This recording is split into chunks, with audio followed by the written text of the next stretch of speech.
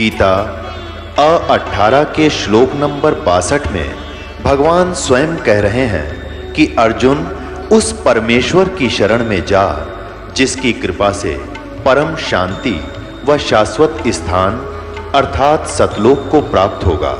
वो परमेश्वर कौन है, कहाँ है, कैसा है, जानने के लिए कृपया अवश्य सुनिए जगत गुरु तत्वदर्शी संत रामपाल जी महाराज के अमृत वचन।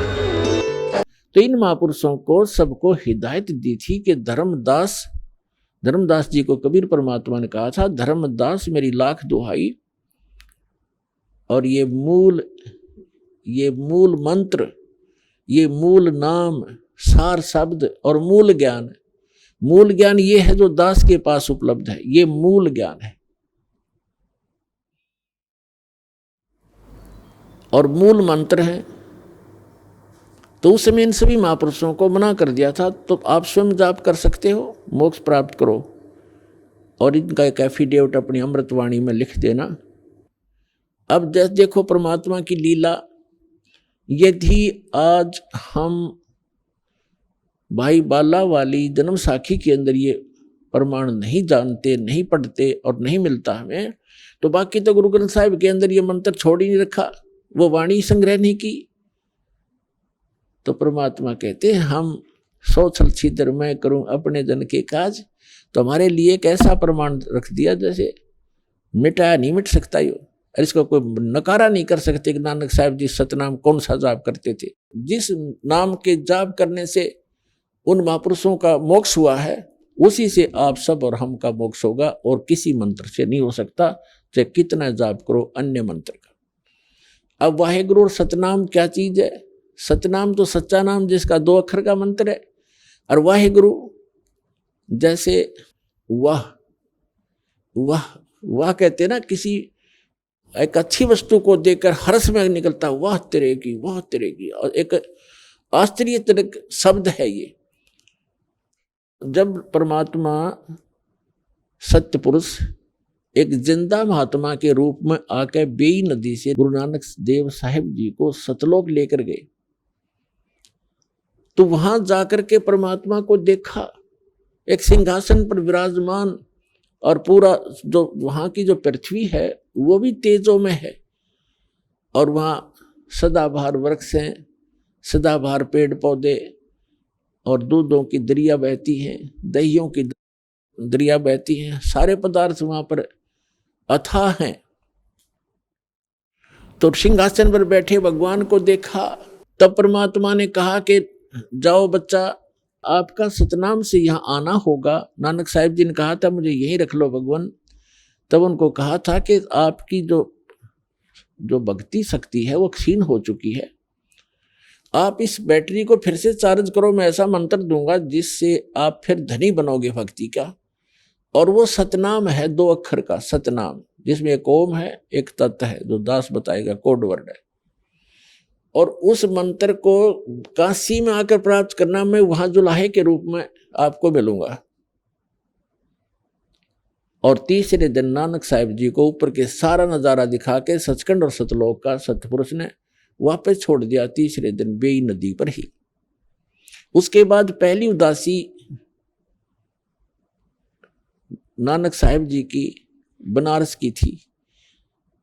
अब इस बात की जांच करते हुए कि जो ज्ञान मुझे प्राप्त हुआ है ये किसी अन्य संत के पास भी है कि नहीं, तो जगह जगह वो जो भी संत का बोलबाला उन्होंने रास्ते में सुना, पैदल जाया करते थे, पहले कोई साधन था ही नहीं, तो प्रत्येक के साथ गोष्ठी की, और यही प्रश्न किया कि ब्रह्मा विष्णु महेश के माता पिता कौन है। जो मंडलेश्वर मिलते थे, जो गीता और वेदों के ज्ञाता कहलाते थे, उन्होंने एक 7 श्लोक सिलेक्ट किए थे गीता के, सप्त श्लोकी गीता कहलाती थी।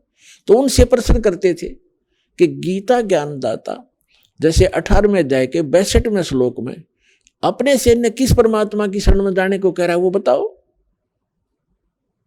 और गीता अध्याय नंबर 8 के श्लोक नंबर 5 में और 7 में तो अपने विषय में कह रहा है, 8, 9, 10 में वो किसके विषय में कह रहा है, उसकी भक्ति करोगे उसको प्राप्त होगे।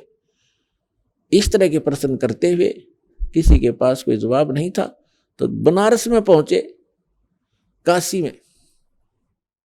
तो वहां जब देखा जा करके कि जिस परमेश्वर को सचखंड में देखा था और जिंदा महात्मा के रूप में देखा था, वही धानक रूप में, जुल्हाए रूप में कपड़ा बुन रहा है। अब जिसने आंखों देख रखा वो भूल पड़ सकती है उसको। तब उन्होंने कहा था, फाई सूरत मुलुक की वेश, ए ठगवाड़ा ठगी देश, खरा सियाणा बहुता बार। ये धानक रूप रहा करता। तो यहां जो वाहिगुरु के ऊपर बात आई थी, तो तब गरीबदास साहिब जी को भी परमात्मा मिले थे। उन्होंने कहा है कि झांकी वेख कबीर की, झांकी वेख कबीर की। झांकी जैसे आप 26 जनवरी पर प्रत्येक प्रांत की झांकी देखते हो, यानी उसके अंदर जो भी डेवलपमेंट और जो भी कोई कार्य है, कोई अच्छे मंदिर हैं, कोई गुरुद्वारे हैं, या कोई अच्छी फैक्ट्री लगा रखी है, कोई दरिया बह रही हैं, या कोई अच्छा कोई हॉस्पिटल बना रखा, तो वो सबके मॉडल बनाते हैं और उस पर रख देते हैं। तो उनको सब बैठे हुए लोग देखते हैं, तो उनको झांकी कहते हैं कि ये पंजाब प्रदेश की झांकी, ये हरियाणा प्रदेश की झांकी आप देख रहे हो। झांकी यानी वो सारा दृश्य नजारा। तो क्या बताया गरीबदास साहिब जी ने कहा कि झांकी वे कबीर की, नानक की तीवा अरवा सिखा के गल पड़ी, वो कौन छुटावे था। यानी ये वाहे वाहे वाह तिरे की, और फिर नीचे आए कि ओहो वाह वाहे वाहे गुरु, ये तो वही है जो ऊपर देखा था, ये है सच्चा गुरु वाहे गुरु। और सतनाम मिले, सतनाम, ये सतनाम 2 अक्षर का। तो तब उन्होंने ये कोड वर्ड रखे थे, किसी को बताए नहीं, ये बताने नहीं होते, इसलिए इसको सतनाम कहा जाता है। तो नानक साहिब जी कह रहे थे वाहिगुरु सतनाम वाहिगुरु, और परमात्मा ने मना कर दिया था कि प्यारी आत्मा अभी इसको डिस्क्लोज ना करना, सतनाम को। मेरी महिमा का गुणगान करते रहो। जो भी पुण्यात्मा मेरी महिमा का भी गुणगान करेंगे उनका भी साथ दूंगा मैं। और अभी नहीं, पिछली पीढ़ी जब आवेगी सबको शिक्षित किया जाएगा एक विशेष, क्योंकि कलयुग नाम इसका क्यों रखा कि इसमें सब मशीनरी कामयाब होंगी, मालिक देगा वो विधि और बुद्धि, और तब ये बच्चे मुझे पहचान पाएंगे। अभी आप कहोगे सारा कुछ कह सुन दोगे तो ये नकाल के दूत आने हैं, जैसे राधा स्वामी, धन धन सतगुरु, निरंकारी, आसाराम, सुधांशुर, ये सारे इस काल तक के ही ज्ञान का प्रचार करते, नाम लेते सचखंड और सतलोक का। ये राधा स्वामी, धन धन सतगुरु, जनोद वाला, वो ताराचंद, और ये ठाकुर जी जितने राधा स्वामी पंथ से निकले हुए ब्रांच हैं, दिल्ली वाले, कृपाल मिशन, ये सारे एक कुएं का पानी है ये। और ये जय गुरुदेव मथुरा वाला, ये सारे काल के चलाए पंथ से, इनके पास कख भी नहीं, ज्ञान नहीं, और 5 नाम काल के जाप करते। ये मंत्र नहीं, सतनाम का इनको कह का भी पता नहीं। तो परमेश्वर कबीर जी ने कहा था कि अभी इसको डिस्क्लोज ना करना बच्चों, नहीं तो हमारा सारा मिशन फेल हो जाएगा, ये बच्चे मेरे पार नहीं हो पाएंगे। बिचली पीढ़ी जब आओगी, जब कलयुग 5500 वर्ष बीत जाएगा, तो 1997 में 5505 वर्ष कलयुग पूरा हो जाता है। उस समय इस दास को परमेश्वर आकर मिले थे, कबीर परमेश्वर, और उन्हें संकेत कर दिया था कि बच्चा बेशक से सतनाम का तो दान करना शुरू कर दे। 1994 में दास ने ये दीक्षा देना प्रारंभ किया था अपने पूज्य गुरुदेव जी के आदेशानुसार, और 1997 में मेरे गुरुदेव जी शरीर छोड़कर गए थे 26 जनवरी 1997 को। फिर परमात्मा मुझे मिले, मैं असमंजस में था कि ज्ञान कंप्लीट दास के पास, और अभी तक धर्मदास जी को ये कह रखा है कि धर्मदास मेरी लाख दुआई, ये सार शब्द कहीं बाहर ना जाए। तो उस समय तक दास ने विशेष ये सार शब्द नहीं बताया था, सतनाम अवश्य देना प्रारंभ कर दिया था। तब परमात्मा आए और कहा बेटा शुरू कर दे, डोंट वरी, अब आ गया वो समय। तो पुण्यात्मा ये वो समय है, इसके लिए सभी महापुरुषों से कहा था कि धर्मदास मेरी लाख दुहाई, ये सार शब्द कहीं बार ना जाई, सार शब्द बार जो पढ़ी, ये बिचली पीढ़ी हंस नहीं तरी। फिर कहा था कि सार शब्द तब तक छुपाई जब तक 12 पंथ ना मिट जाई। अब काल ने कहा था कि जब परमात्मा आए थे अपने पुत्र जोगजीत के रूप में, तो इस काल भगवान से वार्ता हुई थी। तब काल भगवान ने पूछा था कि आप कहाँ जा रहे हो? तो परमेश्वर ने कहा था मैं नीचे जाऊंगा तेरे ब्रह्मांडों में, और तूने सबको मिसगाइड कर दिया, भगवान का नाम और निशान मिटा दिया, अपनी महिमा का गुणगान करवाता है, झूठे मंत्र जाप करवा के उनको यहीं डाले रखता है। क्या बुरा हाल कर दिया तुमने। मैं वहां जाके बताऊंगा सबको, और तेरा भंडा फोड़ करूंगा, बताऊंगा कि तू काल है, तू भगवान नहीं है। तब उसने पहले तो बहुत बदमाशी की, फिर पार नहीं बसाई भगवान के सामने, उनकी शक्ति के सामने वो बहुत फिटे मुंह हो गया, फिर पैर पकड़ लिए, फिर प्रार्थना की थी कि 3 युगों में जीव ना ले जाना, वचनबद्ध कर लिया भगवान का, और चौथे युग में कितने ही ले जाना, आप कितने युग जीव ले जाना।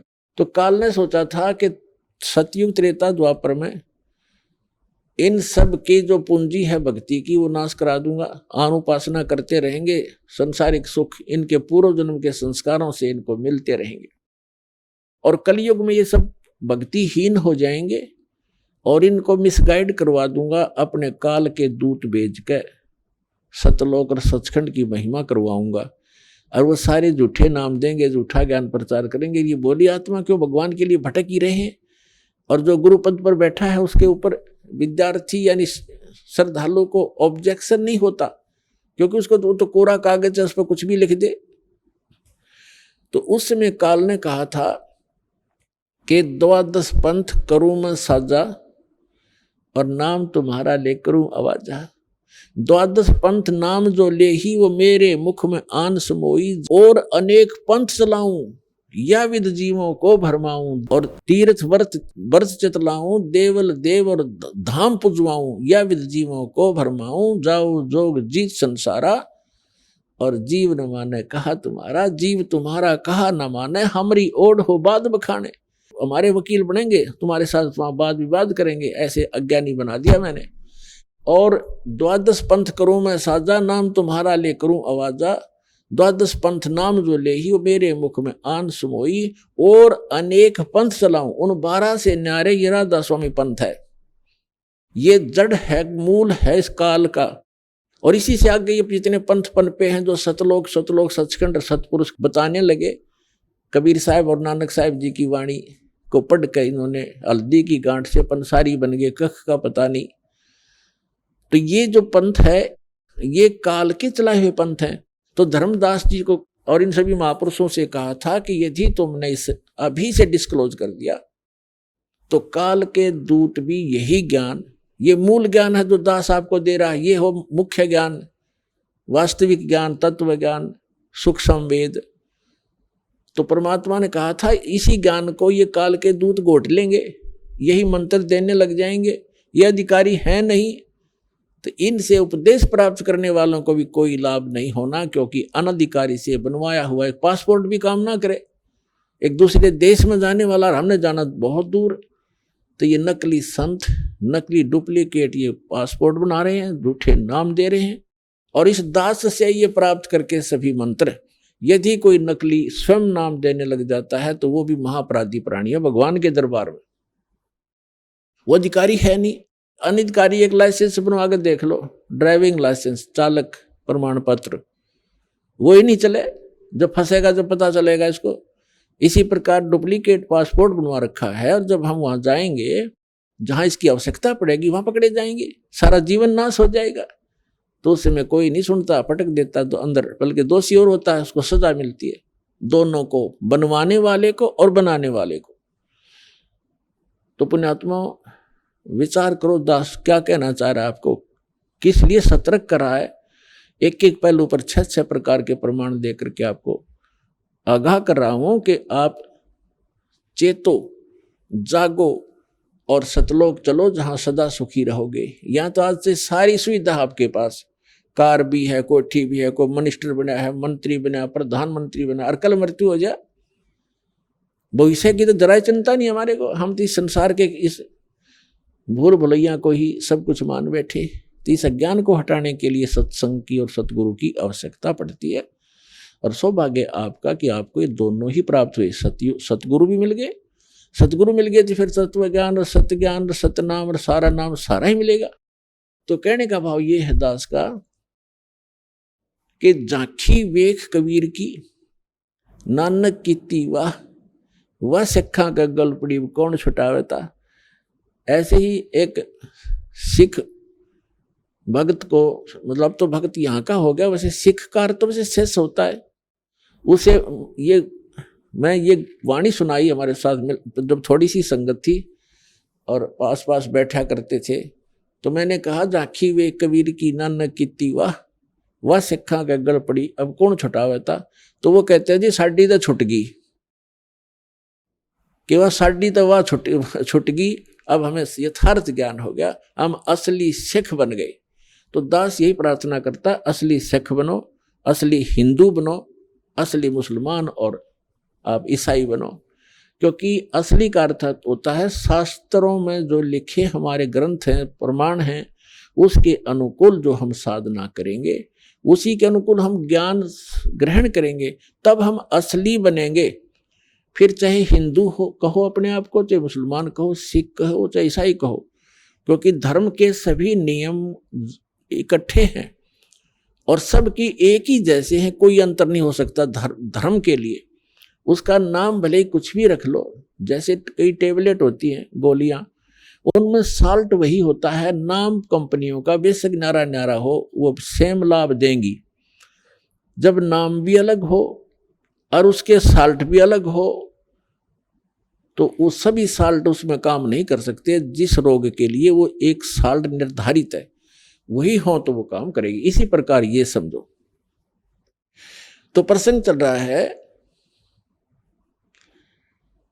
कि जिन महापुरुषों को परमात्मा मिले, उन्होंने क्या प्रमाण दिए और हमारे सदग्रंथ क्या बताते हैं। और जब ये दोनों मेल खा जाएंगे, ये दोनों ही एक स्थान पर आकर रुक जाएंगे, तो फिर हम भगवान को पहचानने में कोई गलती नहीं करेंगे, बड़ी आसानी से हम परमात्मा को पहचान लेंगे। इसलिए ये सारे कुछ प्रमाण दिए जा रहे हैं। अब प्रसंग जो चल रहा था कि झांकी वे कबीर की, अब शुक्र है परमात्मा ने दया करी कि जन्म साखी के अंदर ये थोड़ा सा प्रमाण मिल गया, एक ही 2 पंक्तियों में लिखा है। तो आज सिख समाज के ऊपर ये उपकार होगा, एक बहुत बड़ा वरदान सिद्ध होगा ये बाईबाला वाली जन्म साखी। इसको ये समझेंगे और पहचानेंगे। जब नानक साहब जी ये नाम जाप कर रहे थे, और जन्म साखी को तो प्रत्येक बच्चा परिचित है कि 1 नंबर की और ऑथेंटिक ग्रंथ है सिखों का। और फिर गुरु ग्रंथ साहिब तो है ही, वो तो वाणी है उनकी अपनी महापुरुषों की, लेकिन ये भी कम मायने नहीं रखता उनकी दृष्टि में। और तीसरी प्राण संगली के अंदर जो गुरु नानक देव जी की वाणी सिलेक्ट गुरु ग्रंथ साहिब में नहीं आई, तो ये भी एक इनकम्प्लीशन बता रही है कि गुरु नानक देव जी की सारी वाणी नहीं संग्रह हो चुकी। कंप्लीट ज्ञान था उनके पास, जैसे गरीबदास साहिब जी के पास था। तो उसमें से जैसे प्राण संगली अलग बना दी, उसमें से भी कुछ इसमें लिखा है भूमिका के अंदर, प्राण संगली हिंदी वाली में, और पंजाबी में जो पटियाला यूनिवर्सिटी से जो निकलती है, वहां से उसमें स्पष्ट किया हुआ है कि उसमें 160 अध्याय थे और केवल 120 ही लिए गए हैं। तो 40 अध्याय रह गए, जिनके अंदर ये सतनाम 2 अक्षर का विशेष डिटेल के साथ था। तो उन महापुरुषों ने जिन्होंने गुरु ग्रंथ साहिब की जो बीड़ बांधी है, जिल्त बनाई है, इकट्ठी करे से वाणी, तो उसमें कुछ इस दृष्टिकोण से भी छोड़ दिया कि इसमें वो सतनाम के जाप का विशेष विवरण है। श्वासों वाले जाप का प्राण संगली इसलिए कहते हैं, इसलिए छोड़ दिया कि कहीं कोई सिख समाज का व्यक्ति उस सतनाम के जाप ने करना ले, गुरु ग्रंथ साहिब में लिख दिया था, और इनको मर्दाना की तरह हानि हो जाएगी, गुरुदेव की आज्ञा का उल्लंघन होने से वो पाप के भागी बनेंगे। इस दृष्टिकोण से हटा दिया। लेकिन मालिक के खेल न कौन समझाए। अब यहाँ ऐसा प्रमाण धर दिया गाटर के साथ, इसके अंदर जन्म साखी के अंदर, समुद्र की साखी में, कि गुरु नानक देव जी ये नाम जपया करते थे और यही सतनाम है, इसी से मोक्ष होगा। तो कहने का भाव ये है कि अब गरीबदास जी कहते हैं, हम सुल्तानी नानक तारे, दादू को उपदेश दिया, जाति जुलाहा भेद न पाया, वो काशी महे कबीर हुआ। जिन भी महापुरुषों को परमेश्वर मिले उन्होंने उनका बाई ने महिमा की है। जिन मुझको निज नाम दिया, सोए सतगुरु हमारे, दादू दूसरा कोई नहीं, ये कबीर सिरजनहारे। सुन सुन साख कबीर की, यू कालम नवावे माथे, धन धन तीनों लोक में, दादू जोड़े हाथ। इसी प्रकार नानक साहिब जी ने कहा है, फाई सूरत मुल्क की वेश, ए ठगवाड़ा ठगी देश, खरासियाना भोता बारी, धानक रूप रहा करता। प्रश्न नंबर 24 गुरु ग्रंथ साहिब के प्रश्न नंबर 24 पे अंकित है, पूरा शब्द है ये। और 721 पृष्ठ पे लिखा है कि एक अर्ज गुप्तम पेश तोदर, कून करतार, हक्का कबीर करीम तू, बेऐब परवरदिगार। ओए होए, एक अर्ज गुप्तम पेश तोतर, आपके चरणों में मेरी एक अरदास है भगवान।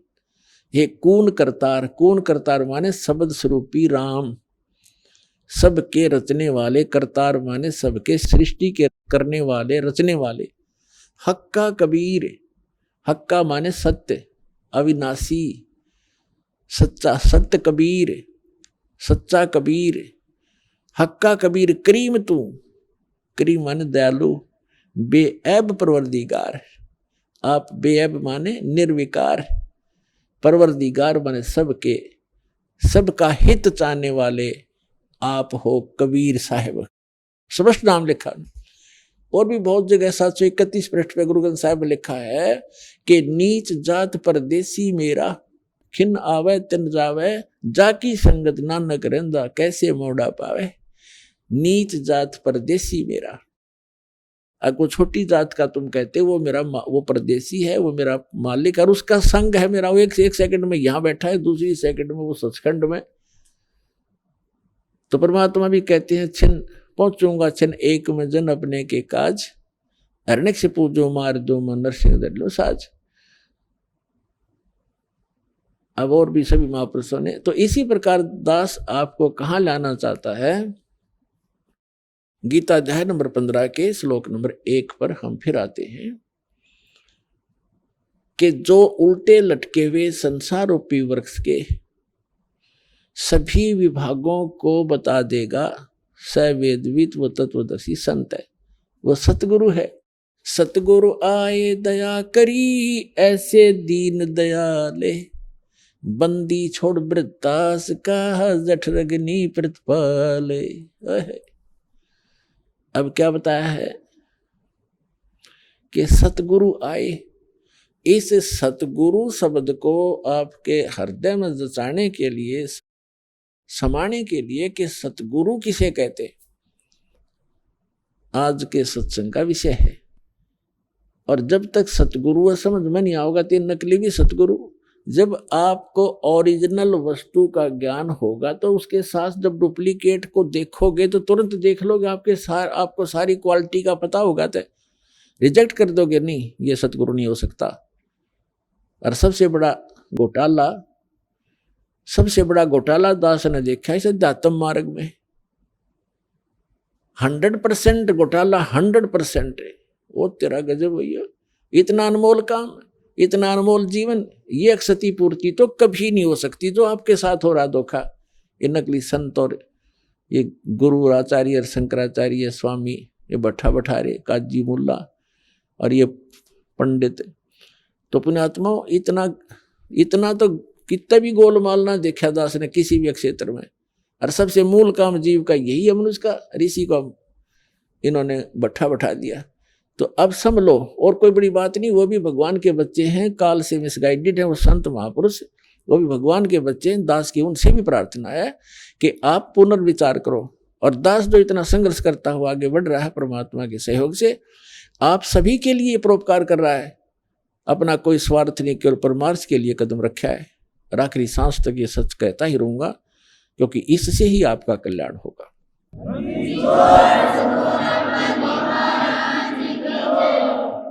अब जो प्रसंग चल रहा है कि दास आपको वहां लाना चाहता है कि सतगुरु किसे कहते हैं। सतगुरु आए दया करी, कौन? गरीबदास साहिब जी की वाणी है यह कि सतगुरु आए दया करी, ऐसे दीन दयाल और बंदी छोड़ वृद्धास का जठक नहीं प्रतिपाल। इसमें कमाल कर दिया, इतने गूढ़ वर्ड हैं ये गरीबदास साहिब जी को जो ज्ञान दिया है कि सतगुरु आए। सतगुरु वो परमात्मा आए, स्वयं एक सतगुरु का रूप बना, सतगुरु कहलाए। सतगुरु जो यथार्थ ज्ञान मार्गदर्शन करने वाला, आध्यात्मिक यथार्थ ज्ञान देता है, वो सतगुरु होता है। ऐसे दीन दयाल, हमने ऐसी गलती की और हम फिर भी आके हमें संभाल लिया। और बंदी छोड़ वृद्धास का, वृद्ध माने उसका स्वभाव, उसका गुण है। बंदी छोड़ है, बंदी छोड़ माने अमर करूं सतलोक पठाऊं, ताते बंदी छोड़ कहाऊं। बंदी छोड़ हमारा नामम, अजर अमर है अस्थिर ठामम। हमारा बंदी छोड़ नाम है और हमारा स्थान ऊपर है। ऊपर जैसे स्वामी रामानंद जी को परमात्मा मिले और तब उनसे वार्ता हुई कि उन्होंने खुद बताया कि हम ही अलखला हैं कुतुब गोस और पीर, गरीबदास खालिक धनी हमरा नाम कबीर। फिर कहते स्वामी सृष्टा में सृष्टि हमारे तीर, दास गरीब। गरीबदास जी बता रहे परमात्मा और स्वामी रामानंद जी की वार्ता को अपनी वाणी में परमात्मा से ज्ञान प्राप्त करे। दास गरीब अधर बसूं, अधर माने ऊपर, अधर में, और अवगत सत कबीर, मैं ऊपर रहता हूं। तो यहां परमात्मा ने स्वयं आए, सतगुरु आए दया करी, ऐसे दीन दयाल और बंदी छोड़ वृत्तास का जठक नहीं प्रतिपाल। बंदी छोड़ को डिफाइन किया फिर गरीबदास साहिब जी ने कि कबीर साहब ने अपने आप को बंदी छोड़ कहा कि अमर करूं, जन्म मरण का रोग सदा के लिए समाप्त कर दूंगा, उस सतलोक में ले जाऊंगा तुम्हें। अमर करूं सतलोक पठाऊं, सतलोक भेज दूंगा। अर्थात बंदी छोड़ कहाऊं, बंदी छोड़ हमारा नामम, और हमारा जो स्थान है अजर अमर है अस्थिर ठामम। अजर अमर, अजर माने वहां बुढ़ापा नहीं आता, अमर वहां कभी मृत्यु नहीं होती। वो हमारा स्थिर अचल यानी वो सदा रहने वाला शाश्वत स्थान हमारा, वो वहां हमारी राजधानी है, वो हमारा लोक है। आपको वहां ले चलूंगा, इसलिए मैं बंदी छोड़ कर लाता हूं। तो गरीबदास जी कहते हैं सतगुरु आए। अब जैसे स्वामी जी रामानंद जी को सारा कुछ ज्ञान समझाया, फिर वह थोड़ी सी अकड़ और रहेगी उसके मन में। कहा कि मेरी समाधि लगती है, मुझे प्रकाश दिखाई देता है, मुझे धुनें सुनती है। तब मालिक ने कहा, 5 वर्ष की आयु में खड़े सामने एक धानक के बालक ने, यानी संसारिक दृष्टि से लोग धानक समझते थे, जुलाहा समझते थे, वो परमात्मा आए थे। क्योंकि वो स्वयं भी कहते हैं हम अवगत से चल आए भाई, हमारा कोई भेद मरम नहीं पाया। फिर कहते हैं मात पिता मेरे कोई ना ही, ना मेरे गरदासी, और जुल्हे का सुत आन कहाया, जगत करे मेरी हंसी। मैं जुल्हा के ने मुझे उठा लिया, उसको मैं मिला, और इसके घर रहने से मैं जुल्हा कहलाता हूँ, जुल्हे का पुत्र कहलाता हूँ। इसलिए संसार मेरी मजाक उड़ा रहा है। तो मैं पूर्ण परमात्मा हूँ, तारण तरण अभय पद दाता, मैं हूँ कबीर अविनाशी। तो यहाँ रामानंद जी से परमात्मा ने गोष्ठी की। रामानंद जी ने कहा जी मैं अंदर समाधिस्थ होता हूँ। जो परमात्मा ने कहा कि समाधिस्थ होइए।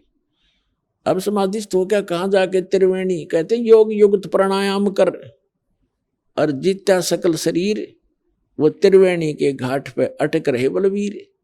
आगे जाके 3 रास्ते हो जाते हैं और सामने वाला रास्ता है ऊपर जाने को। तो सामने वाले रास्ते को काल ने ब्लॉक रखा है, इनके यहाँ के किसी मंत्र से भी नहीं खुल सकता, ओम से भी नहीं खुल सकता। इसलिए तत्व मंत्र की आवश्यकता है इसके साथ, इस सामने वाले रास्ते को खोलने के लिए। ब्रह्मरंध्र का घाट है, कहते हैं ब्रह्मरंध्र के घाट को खोल न सकता एक, और द्वारे से फिर जाते हैं से बहुत अनेक, वहां से धक्के खाकर उल्टे आ जाते हैं और उसको अपनी अंतिम उपलब्धि मान लेते हैं। तब परमात्मा ने कहा कि ये 3 रास्ते हो गए, अब कहाँ जाओगे? अग्नि पता नहीं, बस ये पता तुझे मरने के बाद लगेगा। मृत्यु के उपरांत आप जाओगे इस रास्ते, इस मार्ग पे। इस मार्ग में आगे चल के सबसे पहले धर्मराज का लोक मिलेगा, वहां आपका अकाउंट होगा और वहां से आप जिस भी इष्ट की उपासना कर रखी है उस लोक में आपको भेज दिया जाएगा। आप विष्णु जी को इष्ट रूप में पूज रहे हो, आपको विष्णु लोक में जाओगे और वहां अपने पुण्यों को समाप्त करके फिर 84 लाख में फिर आओगे। इन बातों से तो स्वामी जी परिचित भी थे। फिर बताया कि सामने वाला जो मंत्र है ये ब्रह्मरंध्र का द्वार है, इसने खोल के दिखाओ। किसी भी मंत्र से, किसी योग से, साधना से सारे कुछ कर लिया लेकिन नहीं खुला। तो परमात्मा ने कहा कि मैं खोलूं इसको? खोलो जी। तो परमात्मा ने कहा कि मैं सतनाम का जाप करूंगा श्वास से और ये तुम्हारा ये गेट खुलेगा ब्रह्मरंध्र वाला। तो सतनाम का जाप मालिक ने, वो तो लीला थी, वैसे भी खोल सकते थे लेकिन हमारे लिए हथियार बताया है, तो तुरंत वो कपाट खुल गए। सतगुरु खोल ले बजर कपाटा, बजर के कवाड़ खुल गए एकदम फटाक देसी। तो परमात्मा रामानंद जी को लेकर गए ऊपर, काल दिखाया। इस ब्रह्मांड के अंदर उसकी सती थी 3 स्थान दिखाए, जहाँ रजोगुण प्रधान अक्षेत्र, जहाँ तमोगुण प्रधान अक्षेत्र, जहाँ सतोगुण प्रधान अक्षेत्र है, जहाँ पर ये 3 पुत्रों को उत्पन्न करता है। फिर ऊपर तपस्शिला दिखाकर फिर जो 11वां द्वार पार किया, 11वां द्वार प्रवेश होता है इस 7 संख ब्रह्मांड जो है अक्षर पुरुष का, उसमें प्रवेश होते हैं। और वो सतनाम का जो दूसरा मंत्र है तत्, उसकी शक्ति से और उसकी कमाई से उसमें प्रवेश किया जाता है। फिर 12वां द्वार है जो अक्षर पुरुष के लोक की सीमा को पार करके भंवर गुफा में प्रवेश करते हैं, तो भंवर गुफा से आगे सतलोक आ जाता है। भंवर गुफा तो वैसे प्रत्येक ही लोक में जाने के लिए वो आती है, प्रत्येक की वो अपने अपने डोडी सभी की लग बनी हुई है। तो फिर 12वां द्वार पार करके सतलोक आता है। अभी तक ये कोई 10वें शोर मचा रखा था। एक जम्मू में रांजड़ी के अंदर मधु परमहंस को कख पता नहीं, उसने गलती से एक 11वीं खिड़की पढ़ ली कबीर साहब के ग्रंथ साहब में, कबीर सागर में। छाती कुटे 11वां द्वार पा गया, किसी को नहीं ब्रह्मांड में पता 11वां द्वार पा गया। वो तो उसने तो वो पा गया जैसे हंसी में लिखा बोर्ड के बरुवाला आगे अगला ना पड़ा 30 किलोमीटर 35 किलोमीटर। तो वही बात है कि कबीर साहब की वाणी में 12वां द्वार बताया है, 12 दर मद बसे मोरा बालुम ताहवा धान लगाओ हो। गरीबदास जी ने कहा है कि असंग जन्म तना मरत्या होगे जीवित क्यों नाम रह रे, और 12 दर मद महल मठ बोरे बहुर ना दे रह रे। वो 12वां द्वार पार करके वो स्थान है जहाँ पुनः जन्म नहीं होता। तो इस प्रकार जब रामानंद जी को ऊपर ले गए और सिंहासन पर, एक गुंबज के अंदर बहुत बड़ा सुंदर सिंहासन है, सफेद मालिक के सिर पे मुकुट है और ऊपर सफेद ही छत्र है, और मालिक के मुकुट से बहुत गजब की, बहुत ही अच्छी एक प्रकाश और चमक अजीबोगरीब है। तो वहां जाकर रामानंद जी ने देखा कि सचमुच भगवान तो ये है। तो कबीर साहब चौर करने लगे उस परमात्मा के ऊपर, नीचे से बालक रूप में गए थे। थोड़ी सी देर में वो सिंहासन पर विराजमान परमात्मा खड़े हुए, जिसके एक रोमकूप में करोड़ सूर्य करोड़ चंद्रमा मिला जितना नूर है उस मालिक की रोशनी का, वो भी फीकी पड़े। करोड़ सूर्य करोड़ चंद्रमा की रोशनी एक रोम की, इतनी शोभा दाता की। वो खड़े हुए और कबीर साहब बैठ गए उस सिंहासन पर, असंग ब्रह्मांड के सिंहासन पर। 5 वर्ष का बालक विराजमान हो गया। रामानंद जी की बुद्धि चक्कर काट गई कि ये जुलाहे का बालक और ये परमात्मा दिखे सामने खड़ा, ये तो अंडरस्टूड हो गया भी यहाँ करके। और इस पर बालक बैठ गया भगवान के सिंहासन पर, और भगवान ने आसन छोड़ दिया। इतने में क्या देखा कि वो चौर करने लग गया। जो मालिक बैठे थे असंग ब्रह्मांड के स्वामी, और 5 वर्ष का बालक सिंहासन पर तख्त पर बैठा, उस पर चौर करने लगे। अब रामानंद जी का सिर घूम रहा था कि ये हो क्या रहा है। इतने में क्या हुआ, वो ये सोच रहा था इनमें भगवान कौन सा है। तेजो में शरीर जो वाला भगवान था वो 5 वर्ष के बालक जो सिंहासन पर बैठा था उसमें समा गए, और वहां उस उतनी ही तेज उस मालिक के 5 वर्ष के बालक के उस शरीर की होगी। एक एक रोम को इतना तेजों में हो गया, और चवर अपने आप घूम रहा है। तब परमात्मा ने कहा कि रामानंद, अनंत कोट ब्रह्मांड का एक रति निभार और सतगुरु पुरुष कबीर हैं ये कुल के सिरजना, गरीबदास जी का। तो परमेश्वर ने कहा कि आप अभी भ्रम में थे बच्चा, और जाओ अब नीचे अपना। अब स्वामी जी जो ही वापस आए, और परमात्मा ने वहां कहा था कि सतनाम से मोक्ष होगा, इस ओम के नाम तो नहीं। तुम ओम नाम पर गाटा जोड़ रहे हो, तुमने तब हासी तल देख लिया 35 किलोमीटर, 35 ना पड़ा, बरवाला जुड़े बैठे के झोला टेक के ये बरवाला आ गया। तब उन्हें नीचे छोड़ दिया, नीचे छोड़ता एकदम समाधि टूटी, शरीर से बाहर होश में आया। समाधि क्या चीज है, अंदर हमारे नजारे बने हुए, इस बॉडी के अंदर चैनल लगे हैं जिसको कमल कहते हैं, कमल चक्कर कहते हैं।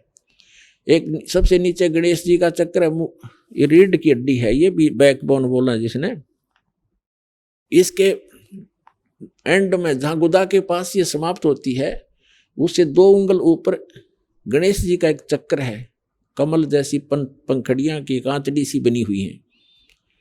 और उसको जब इस प्रथम मंत्र में आपको दिए जाते हैं, इन सभी कमलों को ऑन, ये चैनल ऑन करने के लिए मंत्र दिए जाते हैं, क्योंकि अब आपके सब के भक्तिहीन हो और ये सभी कमल पिचके पड़े हैं, जैसे गाय भैंस के दूध ना हो सतन में, जो भैंस का दूध ना हो यानी ना बच्चा उत्पन्न हुआ हो और दूध नहीं आ रहा हो, तो उस समय उसके थन ऐसे लटके रहते हैं सतन, और जब वो नए सिरे से बच्चा पैदा करती है फिर वो भर जाते हैं ऐसे, बिल्कुल जब दूध आता है फूल जाते हैं। इसी प्रकार आपकी जो भक्ति स्टार्ट होएगी, इस भक्ति से आपके फिर ये सभी कमल खिलने शुरू होंगे। अब तो ये यूं मुरझा रहे, फिर ये धीरे धीरे ऐसे कर लेंगे इस मंत्र की भक्ति से। तो ये जो महापुरुष ऋषि महर्षि हुए क्या किया करते थे, साधना करा करते, अठयोग कर करके। तो भक्ति कौन करेगा, आपको बताया कि जो पूर्व जन्म के संस्कारी होंगे वे भक्ति पर लग रहे हैं, बेचारे संघर्ष कर रहे हैं, चाहे उनको कहीं जाना पड़े, कुछ भी करना पड़े, घर भी त्यागना पड़े, वो तैयार है करने को। लेकिन रास्ता ना मिलने से वो सब सेक्रीफाइस भी व्यर्थ होता है, वह कुर्बानी भी गलत सिद्ध हुई उनकी। तो उन्होंने ये करती रहते, तो गलती से उनकी समाधि लग गई, किसी भी कमल में पहुंच गई। मूल कमल में गणेश जी, उससे 2 उंगल ऊपर है सावित्री और ब्रह्मा जी का जो स्वाद चक्र है। फिर नाभि जो सुंडी है, नाभि इसके पीछे रीढ़ की हड्डी पर नाभि कमल है। ये दोनों सतनों के बीच में यहाँ हृदय कमल है। तो नाभि कमल में विष्णु और लक्ष्मी जी का चैनल है, जो उसके लोक में जो कार्य हो रहे हैं इस बॉडी के अंदर सबको सब देख सकते हैं, जिनके ये चैनल ऑन हो गए, वर्किंग में आ गए। अभी तो सब ये कंडम हुए पड़े हैं, कनेक्शन है नहीं आपके पास, ही चल लेंगे क्यों करे।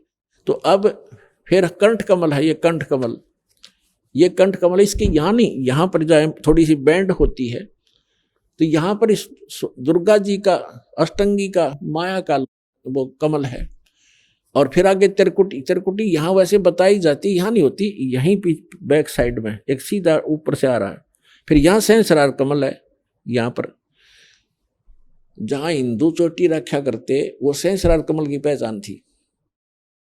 तो कहने का भाव यह है कि ये चैनल लगे और गलती से वो ऋषि किसी चैनल में प्रवेश कर गया पिछले, और उसमें क्या नज़ारे हैं, जैसे कि अप्सराएं नाच रही हैं, कहीं पर झरने बह रहे हैं, कहीं पर कोई झांकी निकल रही है किसी उस देव की, कहीं कुछ हो रहा। तो वो समाधि तभी टका है ये मन, इसने यहाँ से कोई अलग वस्तु अच्छी दिख जाए वो वहाँ कुछ देर टिक जाता है। तो हम सोचा करते समाधि ला रहे हैं ये, अरे ये डोहे थे डले, डिम्ब करें डूंगर चढ़ाएं, ये अंतर झिनी जोल और जग जाने भक्ति करे, ये बोवें सोल बबूल। तो समाधि जैसे आप 3 घंटे उसमें जाते हो, फिल्म में जाया करते थे, अब तो नहीं जाना है और ना हम जाते हैं। तो 3 घंटे का पता नहीं चला था कि उसमें एक तो एक बकवास देखने मिल रही थी, तो मन तो वहीं टकेगा जहां इसने बकवास पाओगी। आप कहीं बस स्टैंड पर खड़े हो बस की इंतजार में, कभी बैठेगा और फिर उठ कर देखेगा कोई आई बस, यानी 2 मिनट नहीं टकने दे आदमी ने, और वो हजारों वर्ष बैठ के किस लिए कि अंदर वो बकवास देखा करते। तो ऐसे ही रामानंद जी समाधिस्थ होकर बकवास देखा करता। जब वो नीचे आया और सामने वो परमात्मा फिर 5 वर्ष की आयु का सामने बैठा पाया, हाथ जोड़कर और चरणों में गिर के कहते हैं, तब क्या कहा कि बोलत रामानंद जी सुनो कबीर करतार, नहीं तो धाने कर जुलाहा छोटी नीच मेरे से दूर हो जा। दूर खड़ा कर रखा था पर्दा ला के, और फिर कहते हैं कि बोलत रामानंद जी सुनो कबीर करतार, गरीबदास सब रूप के तुम ही सर्जनार। दो ठोड़ है एक तू भया एक से दो, और गरीबदास हम कारणे आए हो समझ दो। तुम साहेब तुम संत हो, तुम सतगुरु तुम हंस, और गरीबदास तेरे रूप बिना और न दूजा अंश। अब दास आपको ये सब समझाना चाहता था कि सतगुरु आए दया करी, ऐसे दीन दयाल और बंदी छोड़ वृत्तास का जठक नहीं प्रतिपाल। तो यहां रामानंद जी भी कह रहे कि तुम साहेब तुम परमात्मा ही भी तुम ही हो, और तुम साहेब तुम संत हो, जो संत के अंदर क्वालिटी होनी चाहिए वो आप हो। तुम सतगुरु तुम साहेब तुम संत हो, तुम सतगुरु तुम हंस, सच्चे गुरु भी आप ही हो। एक हंस यानी एक भक्त, हंस कौन होता है? पक्षी होता है, जो उसमें क्वालिटी होती है दूध और पानी को अलग अलग कर देगा चोंच डबोते ही। तो आप हंस भी आप ही हो जिसने दूध और पानी छान लिया, भिन्न भिन्न कर लिया सच्चाई, सच्चा ज्ञान क्या है और गलत ज्ञान क्या है। दूसरा हंस की क्वालिटी होती है वो बुगले जैसा होता है, और वो किस एक ही सरोवर पर दोनों होते हैं। बुगले की पहचान है वो मच्छी मेंढक कुछ भी मिल जाए वही खा जाएगा, लेकिन हंस अड़ंगा नहीं खाता, मोती ही खाता है। तो इसी प्रकार हंस का मतलब है ये संसार के जो राजनीति, यहाँ के जो पद, इसके लिए सारा जीवन खो देना, ये माया जोड़ना, ये तो है एक बुगले का काम। और हंस का काम है इनसे हटकर राम नाम के मोती खावे, तो हंस कहलाता है। तो यहाँ बताया है कि तुम साहेब तुम संत हो, साहेब माने भगवान, और तुम सतगुरु तुम हंस, सतगुरु भी आप ही हो क्योंकि सच्चा ज्ञान आपके पास है। तुम एवं माता चाहे पिता, तो वो गुण है और ये भी गुण आपके अंदर ही है। और गरीबदास तेरे आप बिना परमात्मा और न दूजा अंश। तो यहां दास को समझाना चाहता है कि ये सतगुरु 15वें अध्याय के प्रथम श्लोक पर फिर आते हैं कि सभी उल्टे लटके संसार की वृक्ष सभी विभाग बता देगा सवेदवित, और सतगुरु परमात्मा ही हो सकता है और सतगुरु हो ही नहीं सकता। परमात्मा बिना सच्चा ज्ञान देगा कौन? पिता के बिना अपने बच्चे अपने पिता की सारी जन्म जीवन शैली को कैसे बता सकते हैं? वो खुद ही बतावे और लिख दे तब आज्ञा हम बता सके। तो परमात्मा स्वयं ही सतगुरु ही बनकर आते हैं, और ये वेद बताते हैं कि वो परमात्मा ऊपर के लोक में बैठा है, वहां से सिंहासन की पर बैठा है, राजा की तरह देखने वहां से चल कर आता है, अच्छी आत्माओं को मिलते हैं और सच्चा ज्ञान देता है उनको, वो सतगुरु। तो यहाँ क्या बताया? सतगुरु रूप में आए परमात्मा ने गीता अध्याय नंबर 4 के श्लोक नंबर 32 में सच्चिदानंद घन जो अपनी मुख कमल से वाणी बोलते हैं, अक्षर पुरुष एक पेड़ है, सर पुरुष वा की डारे, और तीनों देवा शाखा हैं ये पात रूप संसारे। उस परमात्मा ने 600 वर्ष पहले अपनी सच्चिदानंद घन ब्रह्म की वाणी में सुख संवेद में अपने मुख से बोला है कि अक्षर पुरुष एक पेड़ है, जमीन से बाहर जो दिखाई देता उसको पेड़ बोलते हैं, और जड़ गुप्त है वो नहीं बताई, वो दास बताने आया उसके, उस परमात्मा का भेजा उसका दास कि वो कबीर इज गॉड, जो मूल रूप भगवान है, सबका मालिक। तो यहाँ परमात्मा ने गीता अध्याय नंबर 15 के श्लोक नंबर 1 में बताया है कि जो इस संसार रूपी वृक्ष से सब विभाग बता देगा वो है तत्वदर्शी संत, वो सतगुरु है। तो उस परमेश्वर ने आके बताया अक्षर पुरुष एक पेड़ है, सर पुरुष वा की डार, निरंजन जिसको ज्योत निरंजन कहते, और तीनों देवा शाखा हैं, ये पातरूप संसार विभाग बता दिए सारे। तो ये सतगुरु की पहचान है। तो कहते हैं तुम कौन राम का जपते जापम, अर्थात कटे ना तुम्हारे तीनों तापम। तुम जिन भगवानों की भक्ति करते हो उनसे तुम्हारे तीन ताप भी नाश नहीं हो सकते, भूत प्रेत भी नहीं भाग सकते, और तुम मोक्ष तक 100 कोस की बातें। आइए अब हम उन श्रद्धालुओं के अनुभव जानते हैं जो जगत गुरु तत्वदर्शी संत रामपाल जी महाराज जी से दीक्षा प्राप्त कर चुके हैं तथा उनके द्वारा बताए गए भक्ति मार्ग पर चल रहे हैं। सर नमस्कार। सर नमस्कार। सर क्या नाम है आपका? लक्ष्मण मंगा पाटिल, ये मेरा नाम है सर। सर कहाँ से आए हैं आप? सर मैं महाराष्ट्र से बिलोंग करता हूँ, जलगांव डिस्ट्रिक्ट, मुक्ताईनगर तहसील से हूँ। सर संत रामपाल जी महाराज जी की शरण में आने से पहले आप क्या भक्ति साधना करते थे? सर मैं संत रामपाल जी महाराज जी के शरण में आने से पहले मैं जो हमारे फैमिली वाले जो पारंपरिक रीति रिवाजों वाली चली आ रही भक्ति साधना है वही करता था। खास करके मैं दुर्गा जी की साधना करता था, जो कि मेरे परिवार वाले करते थे, क्योंकि मेरी माता जी के शरीर में दुर्गा जी प्रवेश करके आती थी और बहुत बड़ी सवारी आती थी। सवारी आने के बाद जो मेरी माता जी है वो कापूर की जो जोत है, जो हाथ पे जला के ऐसी मुंह में निकल लेती थी और ऐसे छोटे मोटे चमत्कार दुर्गा जी करती थी। उसके साथ साथ हमारे परिवार वाले जो हमारे इधर जो मुक्ताबाई नाम करके तहसील में संस्थान है, वहाँ पे हम हर साप्ताहिक महीने में एक बार एकादशी के दिन वहाँ पे पैदल जाते थे और एकादशी का व्रत भी करते थे। और उसके साथ साथ सर मैं महाराष्ट्र से बिलोंग करने की वजह से मैं पीर पैगंबर इनकी भी वह साधना करता था। उनको जैसे कि चादर चढ़ाना, मत्था टेकना और ऐसी छोटी मोटी मन्नतें मांगकर उनकी साधना करता था।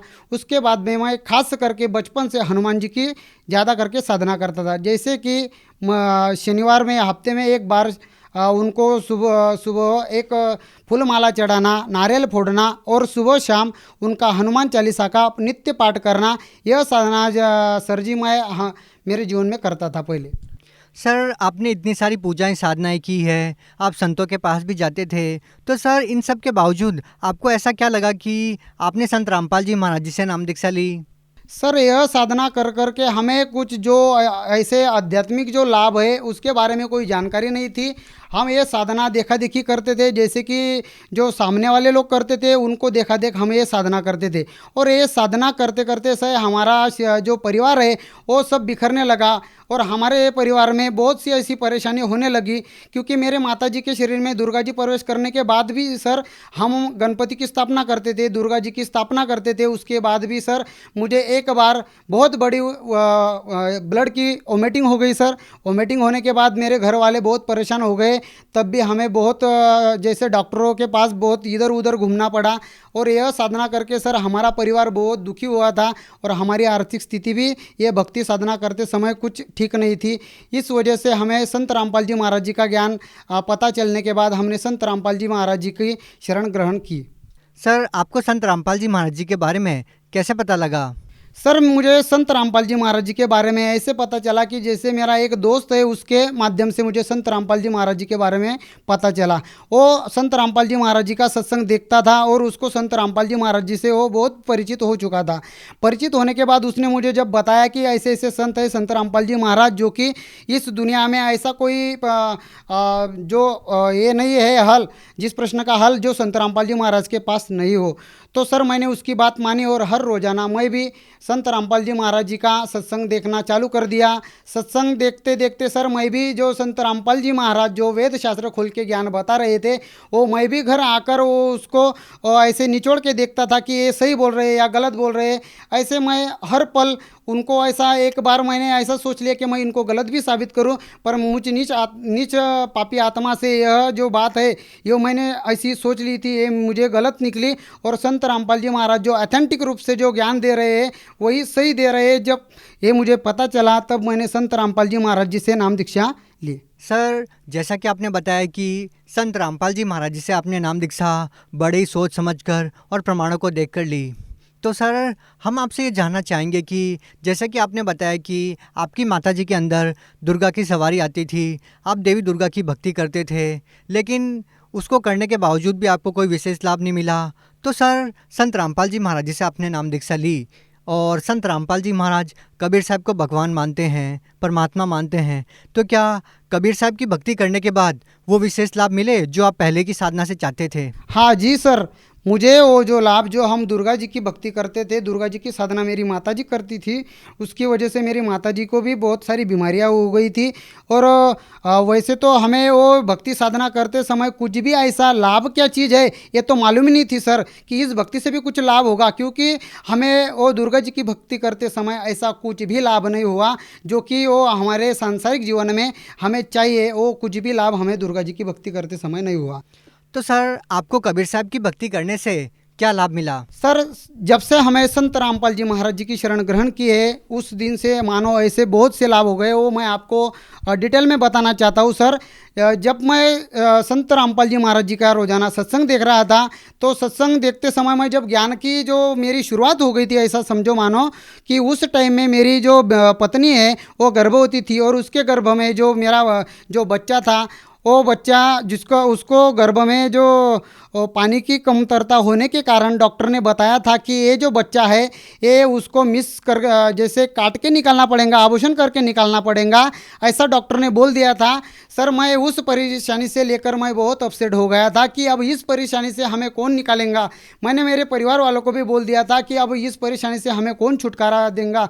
तो सर मैं हर रोज़ाना संत रामपाल जी महाराज जी का जो सत्संग देखता था, सत्संग देखते समय मुझे जब यकीन हो गया कि यह संत पूर्ण संत है, तत्वदर्शी संत है, ये बंदी छोड़ है, तो ऐसा समझो सर कि मैंने संत रामपाल जी महाराज जी से शर्त लगा ली और उनको चैलेंज कर दिया कि अगर आप पूरे संत हो तो इस जो मैं इस दुविधा में जो अटका हुआ हो, इस परेशानी में जो मैं अभी अटक चुका हूँ, इस परेशानी से आप ही निकाल पाएंगे। तो देखिए सर 1 महीने में जब वो जो मेरी बीवी है और जब गर्भवती हो गई तो संत रामपाल जी महाराज जी की दया ऐसे हो गई कि आज वो जो बच्चा था जिसको डॉक्टर ने काट के निकालने का बोला था, वो अभी बच्चा मुझे संत रामपाल जी महाराज जी की कृपा से बच्ची रूप में प्राप्त हो गया है। अभी वो जो बच्चा है उसको कोई भी बीमारी नहीं है, कुछ भी ऐसा प्रॉब्लम नहीं है और वो अच्छे ढंग से स्वस्थ रूप में ठीक है। दूसरा लाभ सर, मेरी माता जी को पैरालाइज का अटैक आ गया था।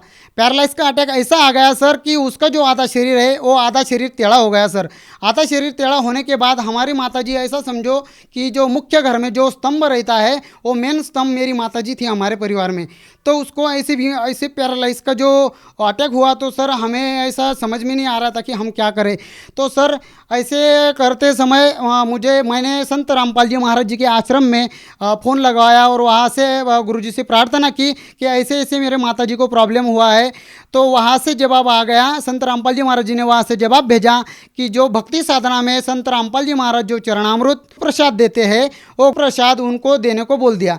सर रात के 8 बजे थे, जो चरणामृत और प्रसाद है वो हमने मेरी माता जी को दिया और सर आपको मैं बता नहीं सकता, इतना बड़ा चमत्कार हो गया कि मेरी माताजी का जो पैरालाइज जो आधा शरीर पूरा टेढ़ा हो गया था वो शरीर अभी पूरे रूप से सुखरूप है। और जो मेरी माताजी हमसे रात भर में बात नहीं की, हम रात भर जागे और सुबह हमको 4 बजे नींद लग गई तो 8 बजे सर मेरी माताजी उसके खुद ऐसे बेड पे खड़ी हो गई और उठ के हमसे बात करने लगी।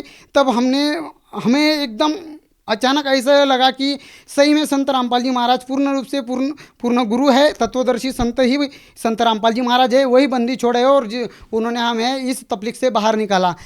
चौथा लाभ सर, हमारी जो आर्थिक स्थिति इतनी ख़राब थी कि हमारे पास हम जो कमाते थे तो हमारे पास 1 रुपया भी नहीं बचता था।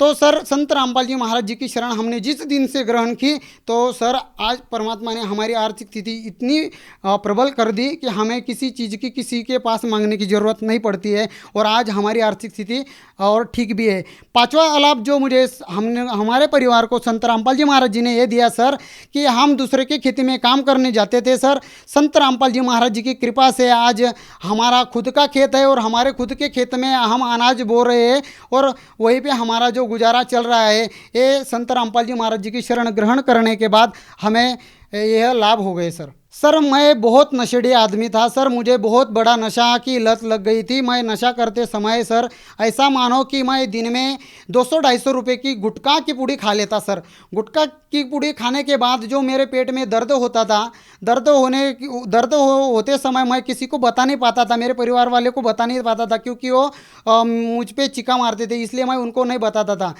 और गुटखा खाते समय सर मैं सिगरेट भी पीता था छुपके घर वालों के छुपके से। और मुझे शराब की लत इतनी बड़ी लग गई सर कि मैं हर रोज़ाना शराब पीने लगा। शराब पीते समय मैं रात को जैसे कि मानो सर मैं हमारे महाराष्ट्र से जो इलेक्ट्रिसिटी बोर्ड है वहाँ पे मैं काम पे हूँ, तो मैं रात को 10-11 बजे वहाँ से ड्यूटी छूट के आता था। तो मैं रात के 10-11 बजे बहुत नशा कर शराब पी के आता था। तो मेरे घर वाले मुझे बहुत समझाते थे कि भाई देख तू ये नशा छोड़ दे, अभी तेरी जो फैमिली है वो अच्छी है, वो फैमिली को तू संभाल ले। पर सर मैं किसी की बात मानता नहीं था, उनकी बात टाल लेता था और हर रोज़ाना बस 1-2 दिन में मैं चुपचाप रहता था, फिर बाद में वही रिपीट कर लेता था। मैं अकेला जाता था, मैं किसी को लेके नहीं जाता था। मैं रोज़ शराब पी के आता था और मेरे बीवी के साथ भी मेरा कुछ अनबनी बनी रहती थी, वो भी मेरे वास्ते बहुत डिस्टर्ब हो गई थी सर। तो मैं शराब पीते पीते मेरे शरीर में ऐसी छोटी मोटी बहुत बीमारियां हो रही थी सर। मेरा पेट दुखना, जैसे बुखार आना, तब भी मैं ये नशा नहीं छोड़ पा रहा था। तो सर संत रामपाल जी महाराज जी की मुझ पे ऐसी दया हो गई सर कि संत रामपाल जी महाराज जी से जब मैंने ज्ञान सुना, ज्ञान से परिचित हुआ, और ज्ञान सुनने के बाद सर मुझे ऐसा लगा कि अभी ये जो चीज़ मैं कर रहा हूँ इससे महापाप तो मेरी ज़िंदगी में मैंने कुछ भी नहीं किया। और जिस दिन से सर मैंने संत रामपाल जी महाराज जी की शरण ग्रहण की, उस दिन से आज तक है मैंने ना कभी शराब पी है, ना मैं शराब को कभी छूता हूँ। और आज अभी ऐसा हो गया है कि उस चीज़ से तो मुझे इतनी घृणा आती है कि अगर मेरे सामने अगर कोई खाता है पीता है तो मुझे ऐसा उल्टी जैसा होता है कि इस चीज़ से जैसे 500 फुट दूर ही रहूँ। सर देखिए, आज के आधुनिक दौर में आज की युवा पीढ़ी इन चीज़ों में विश्वास नहीं करती कि किसी संत के आशीर्वाद से या मंत्रों के जाप से इस तरह के लाभ मिलते हैं। तो आप उन लोगों को कैसे विश्वास दिलाएंगे, क्या कहना चाहेंगे? मैं मेरे जो युवा पीढ़ी वाले, जो मेरे भाई बहन, मेरे जो दोस्त परिवार वाले हैं, मैं उनको ये बात बताना चाहता हूँ कि इस धरती पे संत रामपाल जी महाराज एक ही ऐसे तत्वदर्शी संत है जो कि आपका छोटे से छोटा और बड़े से बड़ा जो कोई प्रॉब्लम है, जो कोई नशे का प्रॉब्लम है, जो कोई बीमारी का प्रॉब्लम है, आप किसी भी परेशानी से अगर परेशान हो, किसी भी बीमारी से परेशान हो, तो संत रामपाल जी महाराज जी का सत्संग सुनो। सत्संग सुनने के बाद अभी ये जो समाज है अपना, ये एजुकेटेड है, इसको कोई भी फंसा नहीं सकता। आप इसकी जांच पड़ताल कर सकते हो। जांच पड़ताल करने के बाद आप तत्वदर्शी संत रामपाल जी महाराज जी से जिस दिन नाम दीक्षा ले लेंगे, आपको उसी टाइम में, उसी दिन से जो आप जो अपने परेशानी से छुटकारा पाने का जो सोच लिया है, उससे आप छुटकारा पा सकते हो। सर आप भगत समाज को क्या संदेश देना चाहते हैं? सर मैं मेरे जो पूरे भगत समाज जो देख रहा है मुझे आज, उनको यही प्रार्थना करना चाहता हूँ, क्योंकि संदेश तो सदगुरु संत तत्वदर्शी संत रामपाल जी महाराज जी दे सकते हैं। मैं तो सिर्फ हाथ जोड़कर उनसे प्रार्थना करना चाहता हूँ कि देखो, ये जो मनुष्य जीवन है ये आपको बार बार नहीं मिलने वाला। ये जो मनुष्य जीवन आपको जो मिला है, इसका तुम वो कुछ अच्छे ढंग से उसका सफलतापूर्वक समझो और संत रामपाल जी महाराज जी का ज्ञान समझो। ज्ञान समझने के बाद तुम संत रामपाल जी महाराज जी से जिस दिन से नाम दीक्षा ले लेंगे, उस दिन से आपका कल्याण 110% होने वाला है। तो यह संदेश मैं पूरे मेरे जो भाई बहन मुझे देख रहे हैं, यही प्रार्थना करके मैं उनको कहना चाहता हूँ।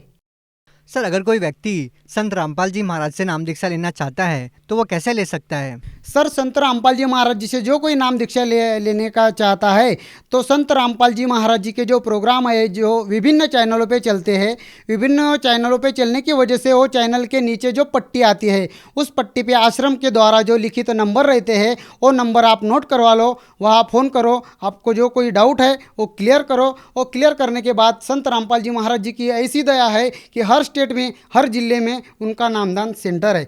उस नामदान सेंटर पे आप जाके निःशुल्क संत रामपाल जी महाराज जी से नाम दीक्षा ले सकते हो और नाम दीक्षा लेने के बाद अपने जो मानव जीवन का कल्याण कर सकते हो। जी बहुत बहुत धन्यवाद। धन्यवाद सर।